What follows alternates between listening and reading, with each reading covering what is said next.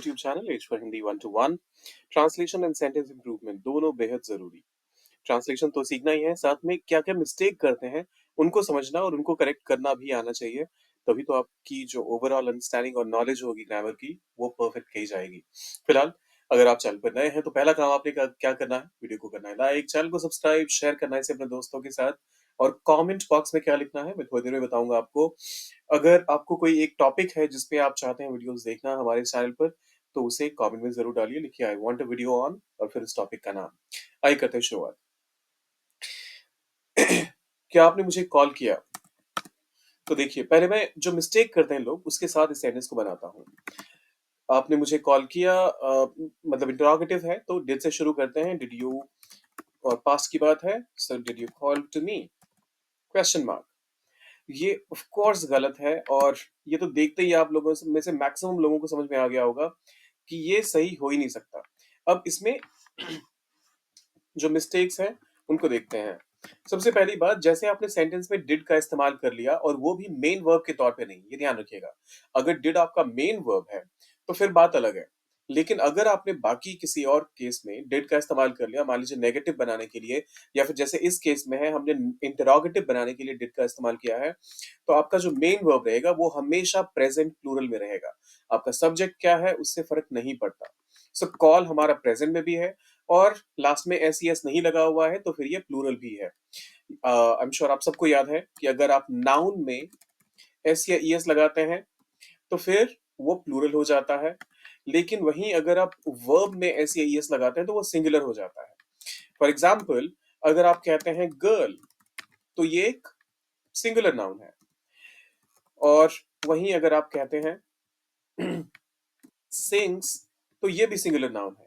लेकिन अगर आप कहते हैं गर्ल्स, यहाँ पर हमने एक एक्स्ट्रा ऐड कर दिया एस, तो इसका मतलब हो गया लड़कियां, तो अब ये प्लूरल हो गया। लेकिन इसके साथ जब वर्ब का को आपने ऐड करना है तो ये भी ध्यान रखना है कि एस को हटाना पड़ेगा, क्योंकि वर्ब प्लूरल बनाने के लिए आपको एस या ई एस लास्ट में नहीं होना चाहिए। तो ये तो थंब रूल है। तो डिड यू कॉल, तो यहाँ पर बिल्कुल सही हो गया। अब कॉल के साथ कोई अलग से प्रेपोजिशन नहीं लगता, तो टू की कोई जरूरत नहीं है। यहाँ पर आप सीधा लिखिए डिड यू कॉल मी, और ऑब्वियसली क्वेश्चन मार्क, माफ कीजिएगा, डिड यू कॉल मी। क्या आपने मुझे कॉल किया? डिड यू कॉल मी। एक चीज का ध्यान रखिए, अगर आप बोलना चाहते हैं, जैसा कि आप में से बहुत सारे लोगों ने रिस्पॉन्ड किया भी था कि आप इंग्लिश इसलिए सीखना चाहते हैं कि आप बेहतर बोल पाएं, तो सिर्फ ट्रांसलेशन सीखने से नहीं हो पाएगा।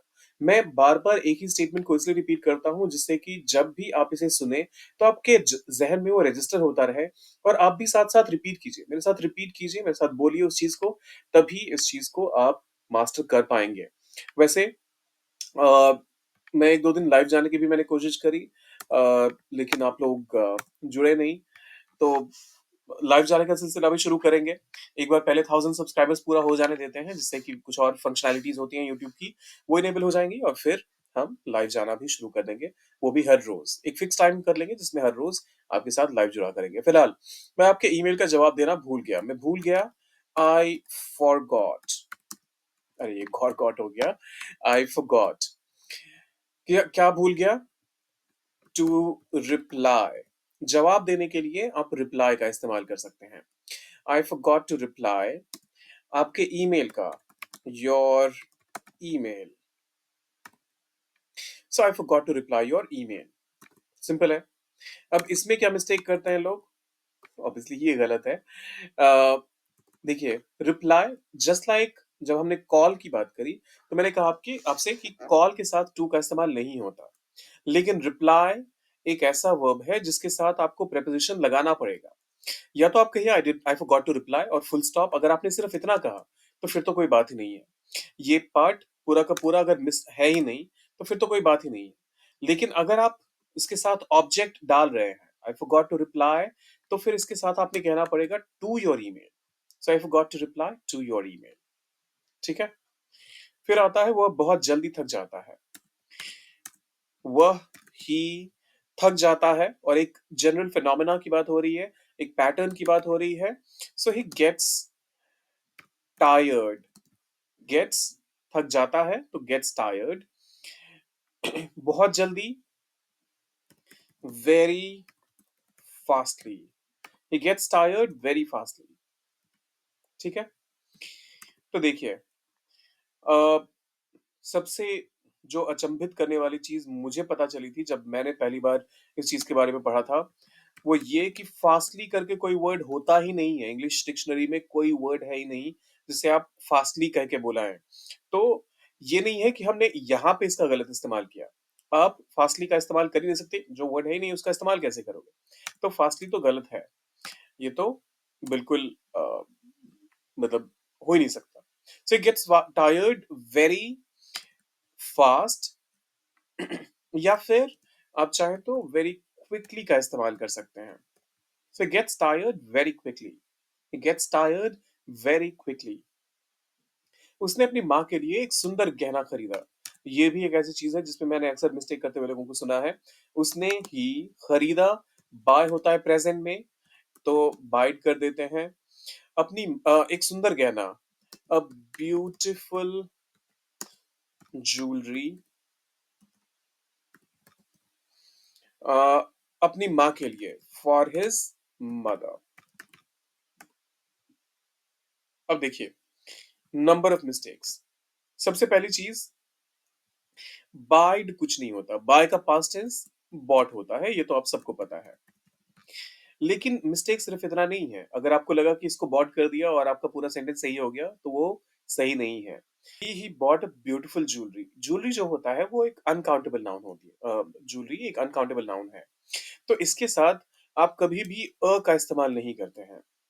या तो अगर आपको एक गहने कोई भी एक खास गहना खरीदा है, कुछ ऐसा कहना चाहते हैं, तो ब्यूटीफुल पीस ऑफ ज्वेलरी कहिए।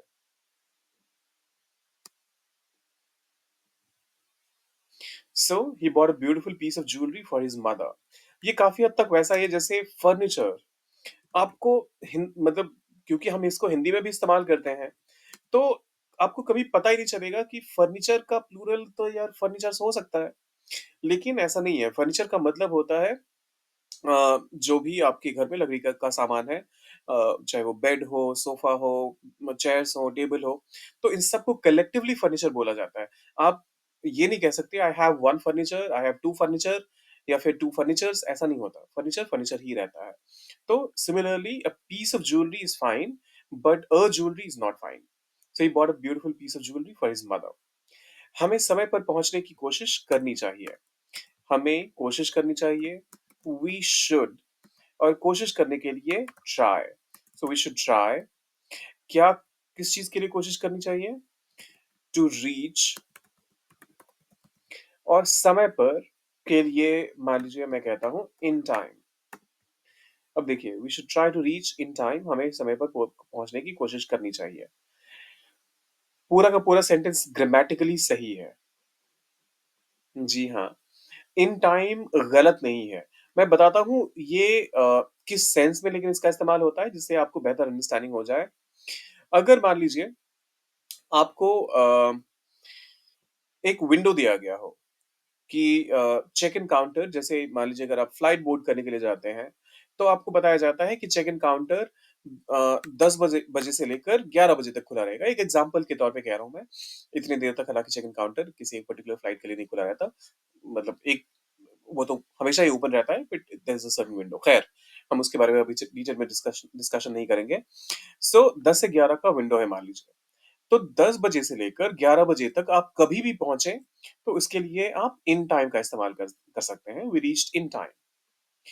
लेकिन जब आपको कहना हो हमें समय पर पहुंचने की कोशिश करनी चाहिए, तो ये समय आपको जब भी विंडो दिया जाएगा तो उस पे समय पर पहुंचने की बात ही नहीं होगी। आपको बोला जाएगा कि आपको 10 बजे आना है। तो 10 बजे पहुंचने का मतलब है कि 10 बजे पहुंचना है। अब 10 बजे से पहले भी अगर आप पहुंचते हैं, तो भी आप कह सकते हैं वी रीच्ड ऑन टाइम। अगर आप 10 बजे एग्ज़ैक्ट 10 बजे पहुँचते हैं, तब भी वो बेशक अ, मान लीजिए बहुत लोगों को वो एंग्ज़ायटी, वो प्रेशर फ़ील होगा, लेकिन फिर भी वो ऑन टाइम कंसिडर किया जाएगा। जब कभी भी टाइम विंडो की बात हो कि 10 मिनट की बात हो, 1 घंटे की बात हो, 10 दिन की बात हो, तो उस विंडो के अंदर कोई दरमियान का अगर कोई चीज़ होती है, तो उस केस में आप इन टाइम का इस्तेमाल कर सकते हैं। यहाँ पर क्योंकि हमारे पास कोई ऐसा विंडो का रेफ़रेंस है नहीं, तो हमें ऑन टाइम का इस्तेमाल करना पड़ेगा। सो ग्रामेटिकली वो सेंटेंस बेशक सही था, लेकिन ट्रांसलेशन पॉइंट ऑफ व्यू से वो सेंटेंस सही नहीं था। We should try to reach on time. उसने उससे माफी मांगी।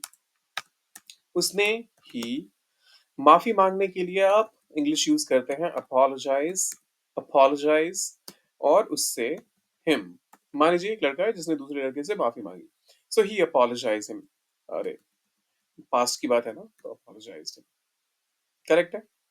Of course not. He apologised to him. Apologise अपने साथ फिर से प्रपोजिशन लेता है, तो अपोलोजाइज्ड टू हिम। क्या तुमने अपनी चाबी खो दी है? डिड से शुरू करते हैं, पास्ट की बात है तो डिड यू लूज योर की? Question mark. Did you lose your की? सेंटेंस आपको सही लग रहा होगा, सब कुछ सही है, बस एक चीज की गड़बड़ है। डिड यू लूज योर की, ये वाला जो लूज होता है इसका मतलब होता है खोना, तो ये वाले का मतलब हुआ खोना, और इस वाले का मतलब होता है ढीला। जब कोई भी कपड़ा मान लीजिए आपको ढीला हो रहा है, तो उस केस में आप कहते हैं मान लीजिए the shirt is too loose. और ये एक और चीज, इसका प्रोनाउंसिएशन होता है लूज और इसका प्रोनाउंसिएशन होता है loose, sir.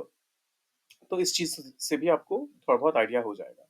Did you lose your की, करेक्ट प्रोनाउंसिएशन के साथ डिड यू लूज योर की। जब मैं वहां पहुंचा तो वह जा चुका था। When I reached there, there वह जा चुका था। He went.